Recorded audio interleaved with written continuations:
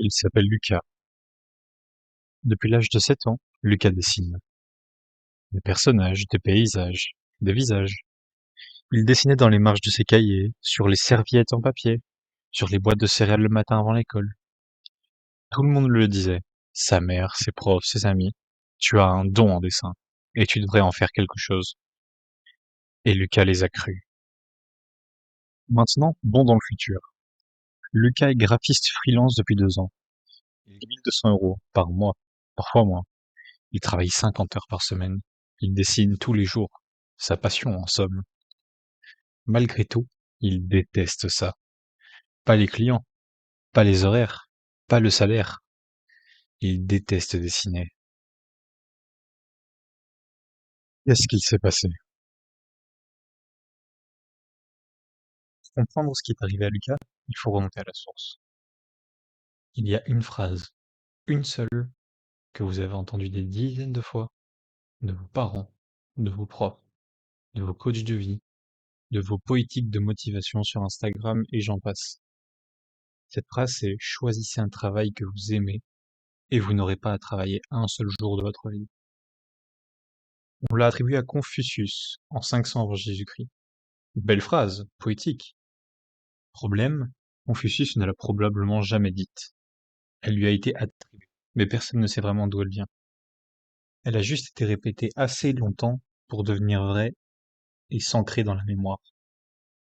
Mais la version moderne du mythe a un visage précis, une date précise, un lieu précis. 12 juin 2005, Stanford University. Steve Jobs monte sur scène pour le discours de remise des diplômes. Vous devez trouver ce que vous aimez. Votre travail va vous occuper une grande partie de votre vie et la seule façon d'être vraiment satisfait est de faire ce que vous croyez être un grand travail. Et la seule façon de faire un grand travail est d'aimer ce que vous faites. Ce discours a été vu plus de 40 millions de fois sur YouTube. Il est devenu la référence absolue de la culture de la passion du travail. Problème, Steve Jobs n'a même pas suivi sa passion. Jobs était passionné de bouddhisme, de calligraphie, de régime alimentaire strict. Il a cofondé Apple presque par hasard, pour gagner de l'argent rapidement. La passion pour l'électronique est venue après, bien après. Il a conseillé à des millions de jeunes diplômés de faire exactement le contraire de ce qu'il avait fait lui-même. Paradoxal, non? En 2012, un chercheur de Georgetown University, appelé Cole Newport, a décidé de tester le mythe scientifiquement. Il a interrogé des dizaines de personnes qui aimaient profondément leur travail. Des chirurgiens, des artisans, des enseignants, des entrepreneurs. Des gens qui se levaient le matin avec l'envie d'aller travailler. Et il leur a posé une question simple. Est-ce que vous avez toujours aimé ça? La réponse était toujours non. La passion est arrivée après la compétence, pas avant. Pas comme point de départ, mais comme résultat. Plus ils devenaient bons dans leur domaine, dans leur métier, plus ils aimaient ce qu'ils faisaient. Plus ils aimaient ce qu'ils faisaient, plus ils devenaient bons. Un cercle vicieux. La passion n'est pas une cause, c'est donc une conséquence. 80% des gens ne savent pas ce qui les passionne, on leur demande quand même de construire leur vie autour. Pensez-y, 80%. On demande à des adolescents de 16 ans qui n'ont jamais vraiment travaillé, qui n'ont jamais vraiment échoué, qui n'ont jamais eu de responsabilité réelle, de décider de ce qui va donner du sens à leur vie entière. Et quand ils ne savent pas, on, on leur dit qu'ils n'ont pas encore trouvé. Comme si la passion était un objet perdu quelque part. Il attend qu'on le découvre. Et si elle n'existait juste pas encore? Et si elle était à construire?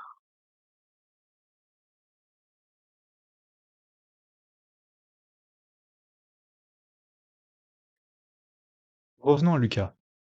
Et cette fois, regardons ce qui s'est vraiment passé. Lucas aimait dessiner profondément. Cet amour avait une texture particulière. L'absence de pression, l'absence de jugement, l'absence d'enjeu. Il dessinait parce que ça lui faisait du bien, parce que le temps s'arrêtait, parce que pendant ces moments-là, rien d'autre n'existait. C'était son plaisir, sa passion. Puis, le dessin est devenu son travail, et quelque chose s'est mis à changer. Pas immédiatement, progressivement, comme une lumière qui baisse si lentement qu'on ne se rend compte de ça une fois dans le noir. Le dessin qu'il aimait, c'était son dessin, ses sujets, ses règles, son rythme. Le dessin qu'on lui demandait, c'était le dessin du client, les couleurs du client, le message du client, la deadline du client, le budget du client. Les deux activités s'appellent dessiner, elles n'ont presque rien en commun.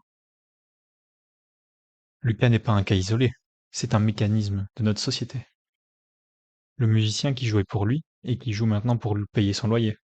Le cuisinier passonnier qui ouvre un restaurant et qui n'a plus le temps de cuisiner. Il doit gérer fournisseurs, employés, réservations, bilan comptable, et j'en passe.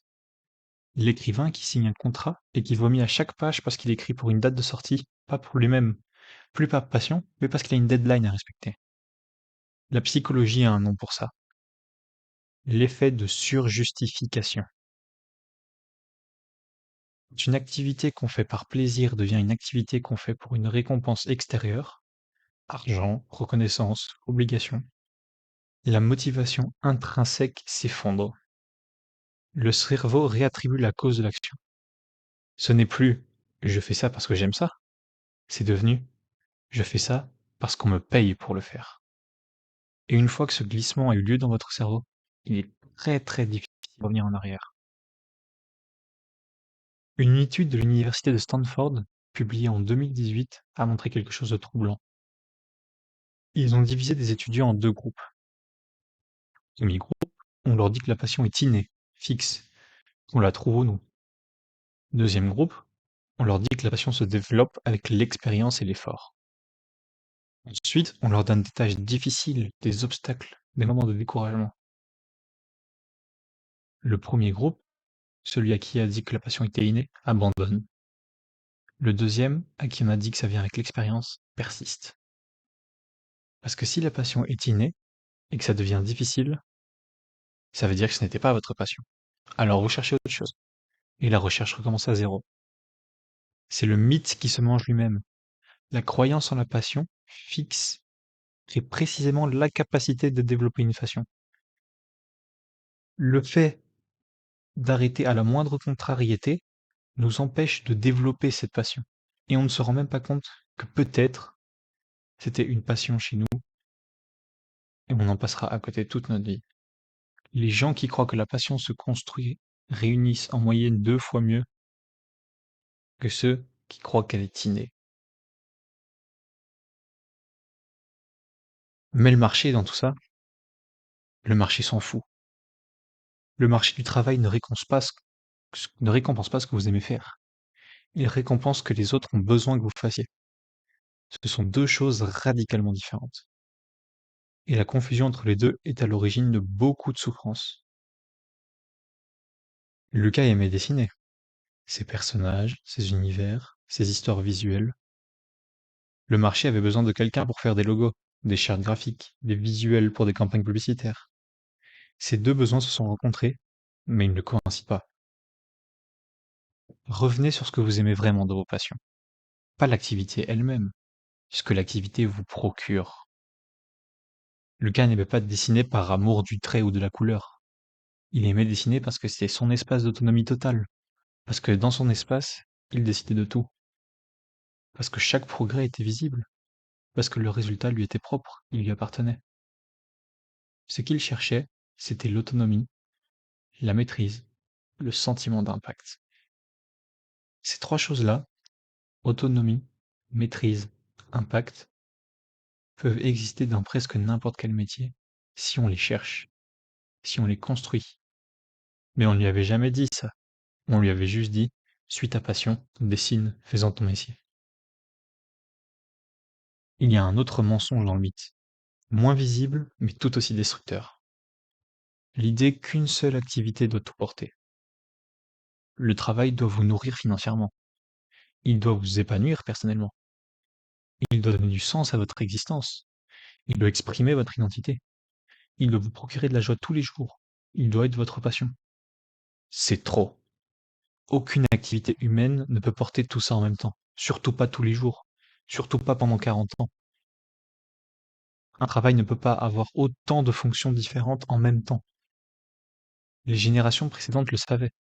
Le travail nourrissait la famille, la passion nourrissait l'âme, les deux existaient en parallèle, sans que l'un n'ait à justifier l'autre.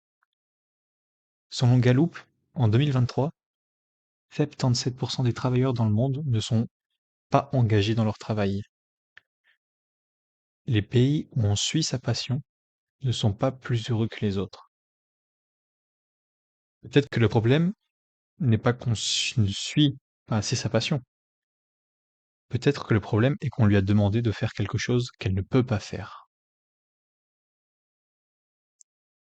Pour illustrer ça, il y a un concept que les Japonais appelaient monozukuri, littéralement l'art de faire les choses.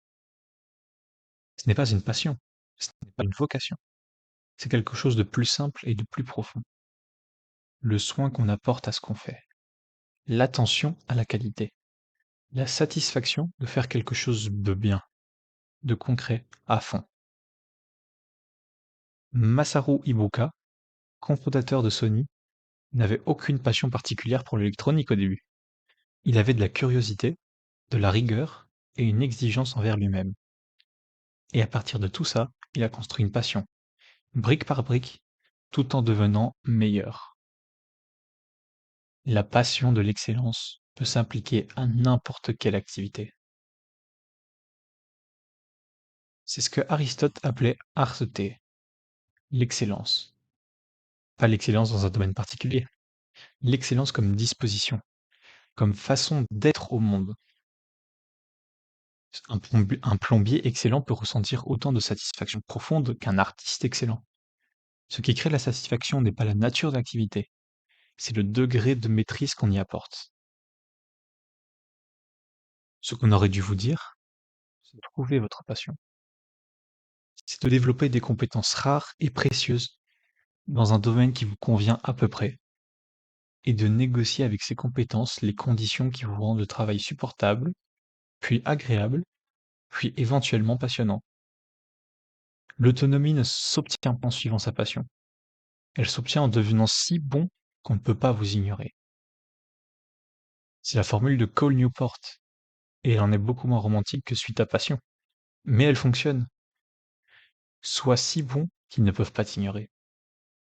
Pas parce que tu aimes ce que tu fais, mais pour obtenir, progressivement, les conditions qui te permettront d'aimer ce que tu fais et de faire de ton travail ta passion. Et puis il y a une dernière chose qu'on ne vous dit pas. Votre passion, la vraie, celle qui ne vous coûte rien, celle que vous feriez même sans jamais être payé, elle mérite peut-être de rester à l'abri du marché, à l'abri du client, à l'abri des deadlines, à l'abri du regard des autres.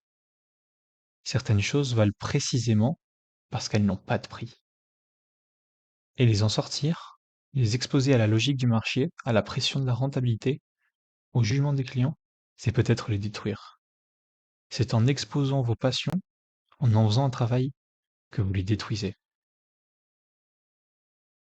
Revenons à Lucas, 2 ans après. Il a arrêté le freelance. Il travaille dans une agence. Il gagne correctement sa vie. Il a des horaires, des collègues, des vacances. Il fait encore du design, mais ce n'est plus son design. Le soir, après le travail, il dessine ses personnages, ses univers, ses histoires visuelles. Personne ne lui demande rien.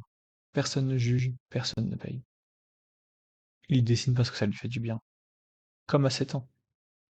Est-ce que c'est un échec? Est-ce qu'il n'a pas trouvé sa vocation? Est-ce qu'il aurait dû persister?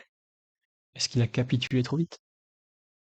Ou est-ce qu'il a trouvé quelque chose de plus rare que la vocation? Un équilibre. Un travail qui pèse, qui paye, qui le laisse tranquille, et une passion préservée parce qu'elle n'a pas eu à tout porter.